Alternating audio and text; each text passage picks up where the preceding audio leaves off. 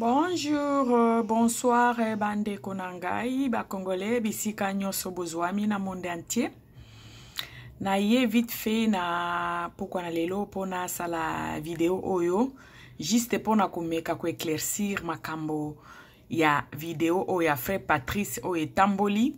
mutu nyoso aza koloba, basaleli yango kutuba vidéo. Oyo frère Patrice alobi pona kopesa ndeko na ye moninga na ye collègue na ye ya musali ya nzambe oyo bayembelaka nzambe ensemble. Bandeko na ngai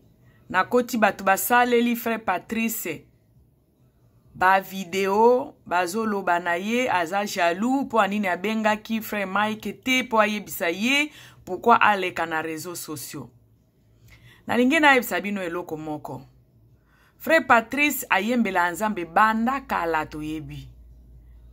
Frère Mike ayembela nzambe banda kala. Seke bazali bango mibale banani basali ya nzambe. Po frère Moïse mbi abenga kaye serviteur de Dieu. Donc azali musali na nzambe bango mibale basala ka musala moko ya koyembela nzambe. Donc aza collègue na ye ya musala. Mena likambo oyo ebimi ya mwasi ya frère nabiso Mike Kalambai alekisi bozoba ya mobali na ye alakisi yango na media. Alakisi yango na media na ba réseaux sociaux. Bozoba ya mobali na ye alakisi biso yango biso nyoso. Bino siko no comprendre bino te bozo linga frère Patrice akendo pesa la apikendo pesa conseil wapi na téléphone. Bongo, est-ce que bozo kanisana no batu nyoso batuti sami mabaku? O bazui ba choc na likambo wana batu oyo bayoka ka banzembo wana ya frère Mike. Batu oyo bayebi peut-être à travers banzembo wana ya frère Mike bayebi nzambe. Ba jeune ebele o bazoka frère Mike lokwa modèle na bango. Siko bino bolingi frère Patrice oyo azali musali na nzambe lokola ye frère Mike akendo pesa e conseil siko na téléphone. Siko batu sami mabaku bako yoka ngondenge nini. Ba oyeba ngondenge nini. Keza pena mutu moko oyo asepeli na biloko wana te yepe asali la nzambe. Bitso ba Congolais parfois to sala kama makambo mususu na sentiment. Fali ipupa kutu alobango na émission na moko asala o esala pe rage na communauté. Alobe yo ofingi mutu na réseaux sociaux. Mais ozo linga siko bo négocier senge pardon na téléphone o simbata. Bongo batu o balinga mutu wana o batu tsama kilibaku ba oyeba ndenge nki o senge pardon. Alors na moni erreur de frère Patrice a salité aye ko pesa ndeko na ye o basala ka collègue na ya musala o basala la nzambe o basala ka na la nzambe apesi conseil kaka na réseaux sociaux oyo mwasi na ale kaki pono loba. Pourquoi bino bolo batu bo linga te batu balo balikambo wa frère Mike. Congolais to za bate ya sentiment tolinga biloko kobomba mamingi tolinga ka eloko nyoso esali nini botika ngo boze suna teme ya koloba te bokomi ka frère Mike kasi po eka mwisi biso nyoso tolinga ka miziki na ye tokanisa ka toka to bando kan sasa ela nzambe na solo nzoka nde akosaka na mwasi oya bali panda 6 ans akosaka mwasi na ye bino bolingi batu baloba te pona nini boza penza ba fana fuati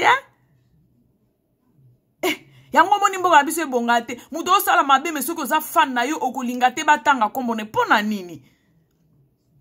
bazo yebisa bazo lobango po ekoka bazo lobango bazo pese conseil frère Patrice a pese conseil na sens que ameka ko divorcer te donc à prévenir ye que oza musali na nzambe ko meka ko divorcer te atal likambango eza munene ndenge nini ko divorcer te. Parce que moi yo zong sala batu nyoso bayaki na fête no mariage moi yo zong sala bango bambongo na bango ba cadeau na bango ezate pe ko bengisa batu tu bazalaki na jour ya libala na passer wana na ba parrain na bino ko bengisa bango pona divorce ezate ezaki ndenge ya koyebisa ndeko na yeke eza impossible pona mwana nzambe na ko divorcer. Obike bino bo kam sanga bino bo batu bolobaka moni nani ceux qui adultère ba supporta kango te il faut bo kam sanga ye lisumu ni nango ezana pardon te nyoso ezana pardon. Donc apesi conseil il faut alimbisa moi sine oyo bozo mona na belili yo moi sine oyo peniel ye moko mto ayela biso peniel biso to yeba peniel te. Donc il faut limbisa ye andi mae bongo. Pour la salaire les salaires du péché c'est la mort.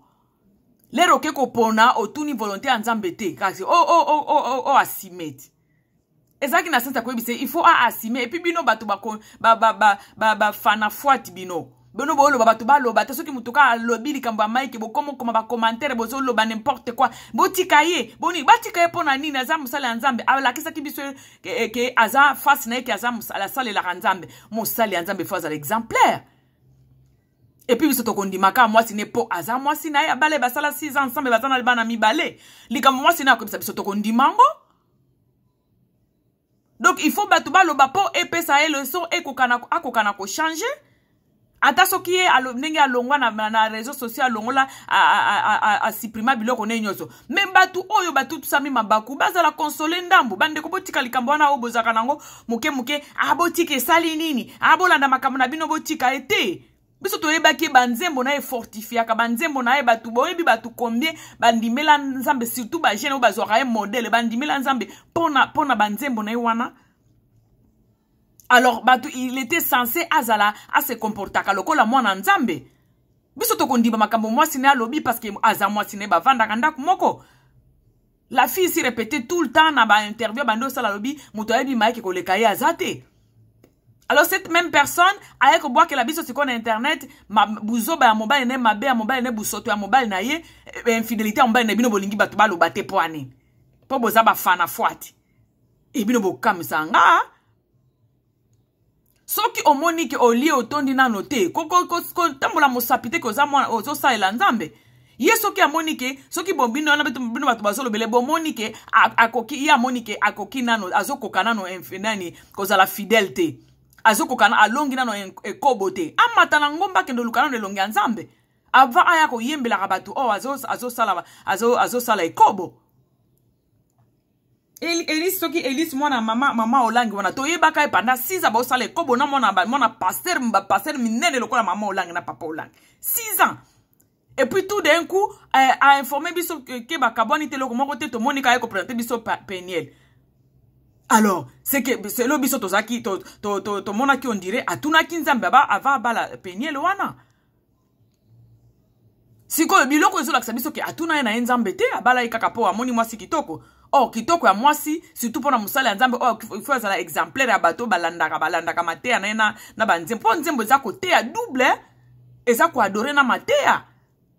bato balandaka matea na à travers banzembo na ye bato kanisa kike atunaki volonté ya nzambe avala ye abala mwasi oyo Peniel.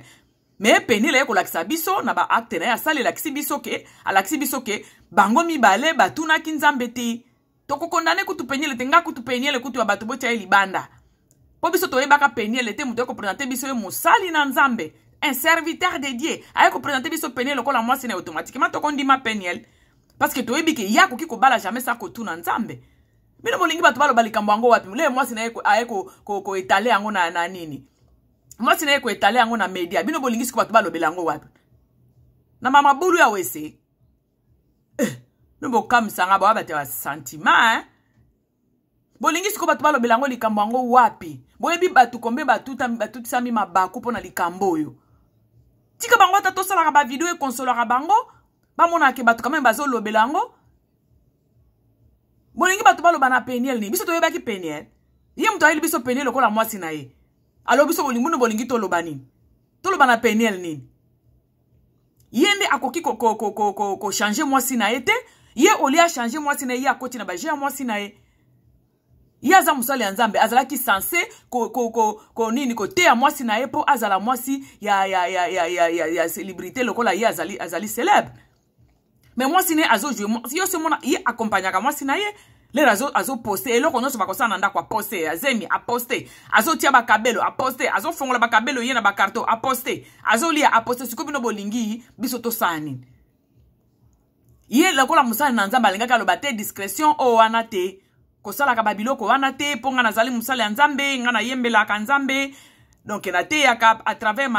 ko yemba e ko simba te bo yende falaka edifier mwasi ne mutu biso to condamner kutu mwana mwasi ote eza ye yende to yebaki musali ya nzambe banda kala yembela ka nzambe banzembo na edifier ka banzembo na etusha ka mitema bato mutu oyo azofanda pembeni na ye to yebike il faut azala mutu oyo pe ayebi nzambe mais ye akotaki na baje ya mwasi na ye ya koposte ba journée na bango koposte ata ba Kim Kardashian yango basala bongo te ya yeba ite ke Satan azala pembeni mpona babiloko ya bongo yindi falaki agarde discrétion ifala solo na mwasi na ye akoki koedike mwasi na ye te bongo siko bolingi biso toloba ngo api na bamabulu ya wese tolobango ka na internet po mwasi na alobaki yango na internet en tout cas frère Patrice na moni loka mabe asali wana te aye kopesa conseil place basambwiseli ye bino bolingi basambwisi na media na réseaux sociaux frère Patrice abenge na téléphone et puis na moni penza frère moko asali video asoloba po wani lokai kobenga ete e bino bozalaka boza bate ba sentiment azo bebisa bango musala na bango azo bebisa neni likambo na wana situation na ye wana mwasi na etie na kati eza kosambwisa na kombo ya nzambe boyebi batu kombi baseki biso bapagano baseki alors bino bolingi frère Patrice abenge na téléphone apese conseil boya bate ba sentiment vraiment apese conseil na media po basambwisi na media. Et puis nakotika la batu bazotika la kutu koloba likambo ya mwana mwasi openel biso toyeba penel te star na biso azaye musali na nzambe biso toyeba ki ezaye frère na biso soki Mike ya présenter biso mwasi donc tokanisa ki atuna ki nzambe seke ya atuna ki avia nzambe te aloba te afandanye aloba te biso toza kondima makambo mwasi na parce que aza mwasi ne bazana bana mibale babota déjà et puis moi si yango bavanda 6 ans ensemble donc likambo moi sina koyebisa biso tokondimango a répondre te tokondima makambo moi sina alobi alors botika makambo tozoloba eza pona yebte po ya si alongo na réseaux sociaux ase désactiva ki na makambo na nyos na ba réseaux sociaux nyos alors bato tozopesa conseil eza frère Mike peut-être mais tozopesa conseil bato tsami mabaku eza malamu te likambo wana sali. Parce que ba jeune il faut topesa ba jeune conseil ke boke ba bomoni oyo komeli kutu musali na nzambe oyo azalaki lokola fois build na bino bomoni likambo e komeli alors avant obala mwasi il faut tuna na volonté ya nzambe eloko tozo ebisa batu oyo ba lingaka o batu tsamaki mabaku yango wana frère Mike aza mutu mukete aza parmi batu oyo basalelaka nzambe na kati ya communauté na biso. Banzembo na ye fortifiaka banzembo na ye pesaka batu posa kosa ya kokende na makolo ya nzambe ba adoration na ye etindaka batu bazo pousa na pembeni ya nzambe alors soki likambo boye komelie pourquoi bozo pekisa batu balo bango na media te pourquoi bozo pekisa batu bo kamusanga soki ba fanatique pourquoi to loba likambo ango te moi sine aye ko sambise na media bolingi biso to lobango wa ye moko azui mwasi wana aleki akeko présenter parti ya président na biso Tshisekedi asimbi na liboko penza akangi penza na liboko bisiko bino bolingi batu baloba te pona nini baza censé bazala exemplaire parce que baebise biso basalela nzambe soki otondi te ko sala non nzambe te soki mono zana péché moko boye dérange kayo alors arrêtez lukana no elongi nzambe tika ko sala nzambe lukana no elongi nzambe. Comment oh azape mutu akokipe ko sala erreur akokipe ko sala lisumu azanzambe te bandeko biso to força ki aloba ki azamu sala nzambe serviteur de Dieu faut l'exemplaire ba passer na bino bozolo ba wana ba passer songolo a divorça passer mpakala a divorça mais batu balobela yango na nini te frère Patrice alobela yango te est-ce que ba passer na bozolo bana ba frère wana est-ce que basi na bango ba leka ndenge penela leki ba leka ba yako sambusa bango ndenge penela asambwisi ok pe koloba kaka to kabwani to zali sous ensemble te asuki wana parce que divorce esenga kaka te ifo ezala na cause mais attendez libiso yango nyoso donc elakisi ke azwaki éducation moko te pa mobile na ateya bonzambe te poso ki bateya ka bonzambe to lingi to mona ngo na ba réaction na ye donc était à frère Mike pourquoi besoin linga batu ba lobela yango te. Moi si na yeko tandango na nini na media bolingi biso to lobela ngo te ndenge nini frère Patrice a lobela ngo te ndenge nini awo bebisa bango cop na bango bebisa bango musala na bango basalela nzambe te kombo ya nzambe ndezo sambwa soki mubato nyonso bavandi nye bazoloba te il faut mutu moko aloba et puis akoleka kaka na media on a place mutu ona moi si na yale kaki ba frère bozoloba na ba passer bozoba ba divorça bato baloba ngo te fait partie sa loba ngo te. Est-ce que basi na bango baleka na media? Est-ce que balakisa busoto na bango ndenge moi sina ya lakisi? Ya a couvrir mobile na été. Alors biso toza problème na biso zani. Problème na biso zani ni wana na kati. Et lakisi échec et pas frère Mike. Donc il n'a pas réussi à changer sa femme. Et ça échec na et lakisi automatiquement qui a tout na kanzambe te ava bal. Ya kota ki na ba à moi site. Ba bima soki ba Kim Kardashian ya Congo. Moi sina lakisaka nyonso. Et puis bande ko soutenir anga bande ko kota pe na ba photo mususu na ba vidéo mususu. Siko soki bimi susu na media ke moi c'est lobi ke aza infidèle lakisi na ba photo ya ba mbanda na ya biso siko nini obozo konda na kabato bazo sala ba vidéo boti ko sala ba vidéo frère Patrice Salibo ake no pese conseil na téléphone ba sambisa ki frère na oyo asala quand même sala lokola e ba sambisa na media mais yake no pese conseil na téléphone mais boza ba te ba sentiment bino Abebe se li bango musala alobi nga na moni yango c'est normal que frère Patrice aloba. C'est normal. Ba bebe se li bango musala na bango basalaka. Boyebi combien ba pagano ba seki biso? Boyebi combien de batu ba tiki ba église de rêve pour na ba biloko ba passer ba salaka. Et puis bon makama okuta ngo kana communauté na biso oka tala mutema ko tala yoka makamo na zolo ba me ko tala mutema na ngate ça c'est quoi ça? Nzambe afanda ka place bosoto ezalite ou be bozote ya biso nzambe na bino ya ba poche na bino bolingi bozo mbongo na kombo ya nzambe ce qui réellement bozote muto azote ya nzambe amona kena bizaleli Pierre afanda ikaka jou bazo aka Jésus balingi bazokendo juger ava batiene kulusu Pierre afanda ika pembeni ya bato kaka elobeli ne bayebaki oyo aza ya nzambe bazo bise oyo azalaki na ye awangani te nazalaki na ye te 3 fois Jésus atala ye muto ya yebi loba nzambe omona ke oyo aza ya nzambe na elobili na comportement na ye to boyite lisumu ezalaka me oyo ya kokanela penzo ozali ke okende ko sala ko linga basi mususu tiki mwasi na yo eza penza okaneli yango sali yango nanko soki omoni ko otondi na note oyebi na makambo nzambe te alors il faut ambatana na ngomba alukana no elongi nzambe oleba benga ke serviteur de Dieu puis bozo loba pe o azape muto kipe kokoya na lisumu bino ba makambo biso totinda ki akende koloba za serviteur so muto aza serviteur c'est que il faut se comporter le quoi serviteur parce que si manaye batu combien o baza kondimela nzambe par rapport na banzembo ayembela nzambe botika ko encourager ka ba bêtise ko bande ko nangai frère Patrice na moni likambo mabe asali wana te ye frère Mike ndi abala ki mabe atuna ki nzambe te ava bala c'est tout botika ko nyoko la frère Patrice ko sa eleba vidéo ko loba n'importe quoi za jaloux jaloux ya nini nango jaloux ya nini menga na kompenate makambo nzambe tozoka ngo ka la légère na Congo na kompena likambo ngo te yo sa serviteur de Dieu faux exemplaire bo comment loba pe bozo ba batu msese ba divorça ba passer ba divorça bo trouver ngo normal est-ce que ba passer on a basa bango baleka na media balakisa bo soto na bango mais oza ko boma tout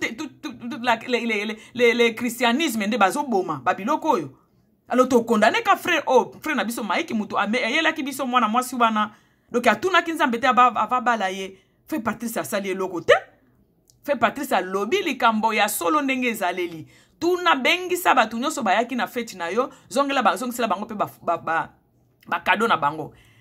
c'était une façon ya koyebisa ndeko na ke eza impossible ko divorcer. Et puis batu oyo pe baza peut-être na tendance wana baza ba komo ya na ba idée wana baza ba sali nzambe pona ko bisa bango ke mwana nzambe a divorcé. C'était toute une prédication ce qu'il a dit.